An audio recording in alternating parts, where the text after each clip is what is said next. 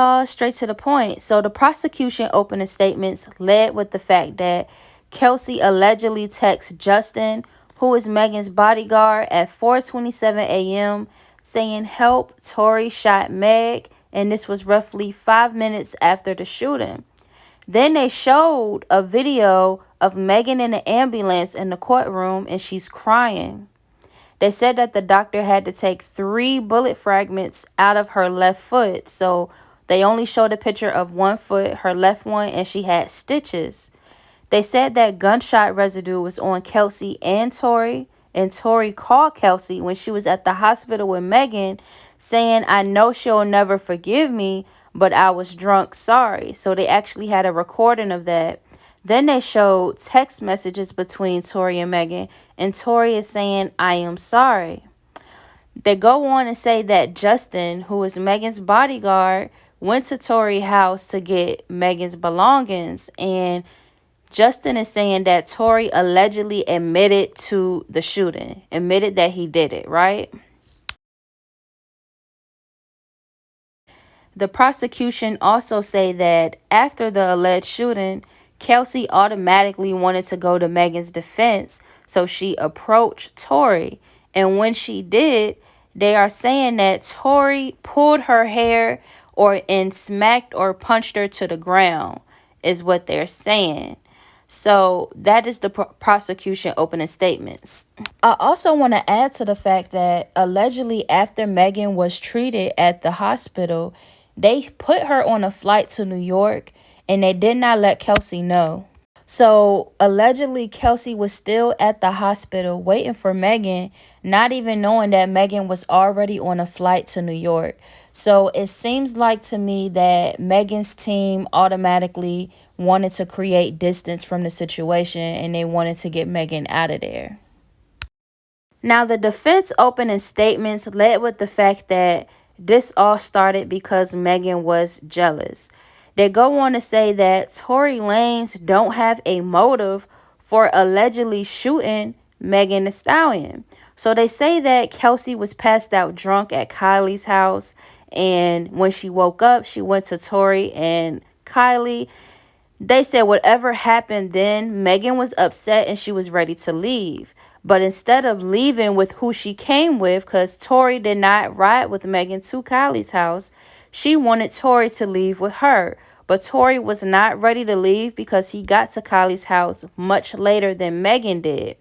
So Tory said Megan can take her driver and his driver can take her home.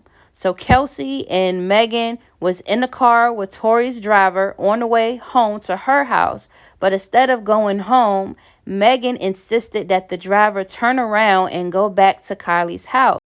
So Megan, Kelsey, and the driver is now back at Kylie's house. They are saying that it was such a scene that Kylie actually kicked Megan out. So Tory decided to go with Megan. And then the argument continued in the SUV. Tory's team said that Kelsey was actually on Megan's side, and that's what led Tory to reveal that, hey, you're defending her, but do you know that we've been sleeping together behind your back? So that's when Kelsey anger then turned to Megan, allegedly, because she's like, this isn't the first time she's done this. I don't know what the fuck. I want you got her. We all know that I ain't never wanted nothing. It was really come to find out, your ass was fucking behind my back that I was on first. And that ain't right, because you supposed to be my best friend. Tory's team go on to say that then Kelsey revealed that this isn't the first time. She did this with DaBaby, and she also did this with Ben Simmons. She always go after the men that I'm dating or seeing. They also say that it's a witness that seen Kelsey they allegedly beat up Meg Thee Stallion. They were fighting.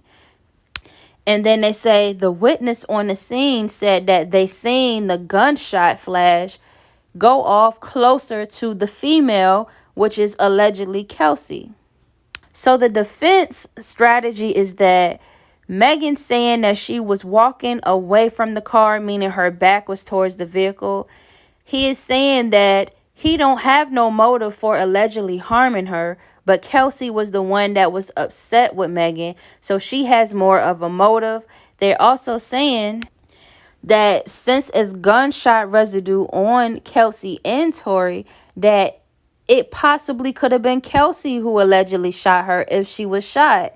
So that is the strategy that they're going with. So now I'm going to tell y'all how I feel about everything. So as I was online and I was reading the sources, reports, and just people comments and opinion, I'm realizing that people are willing to go to great lengths just so they can save face and don't have to admit that they're wrong. I feel like this case is screaming out on both sides that nobody wants to admit that they're wrong. For example, the people who were already on Megan Thee Stallion's side from the beginning, it comes out that Megan Thee Stallion lied about having a sexual relationship with Tory Lanez. And a lot of people are trying to negate that fact and say, oh, that's not important, this and that, all because it don't fit their narrative that they had, that Megan Thee Stallion has been telling the truth the whole time. And the same thing goes for the people who believe Tory Lanez from the beginning. Once it comes out that Tory Lanez is actually trying to say that Megan Thee Stallion was allegedly shot and it could have possibly been Kelsey, they're trying to negate the fact that in 2020, Tory Lanez said that Kelsey did not do it. So which one is it? Now, some people are saying, why would Meg Thee Stallion lie about allegedly being shot? So let's think about this, right?